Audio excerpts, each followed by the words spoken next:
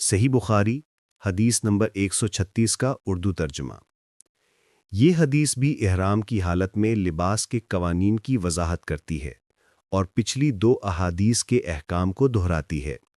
حدیث کا متن: حضرت عبداللہ بن عمر رضی اللہ عنہما بیان کرتے ہیں کہ رسول اللہ صلی اللہ علیہ وسلم نے فرمایا، احرام باندھنے والا مرد نہ قمیص پہنے، نہ پاجامہ، نہ ٹوپی اور نہ امامہ یعنی پگڑی پہنے، اور کوئی ایسا کپڑا نہ پہنے جسے زعفران یا ورس لگا ہو، اور جوتے نہ ملیں تو موزے پہن لے اور انہیں ٹخنوں سے نیچے تک کا کاٹ دے۔ مختصر وضاحت: صحیح بخاری کی یہ تین متواتر احادیث یعنی 134، 135، 136 اس بات پر مکمل اتفاق اور زور دیتی ہیں کہ احرام کی حالت میں مردوں کے لیے سلے ہوئے کپڑے یعنی جیسے قمیص، پاجامہ، ٹوپی اور خوشبودار کپڑے پہننا سختی سے منع ہے۔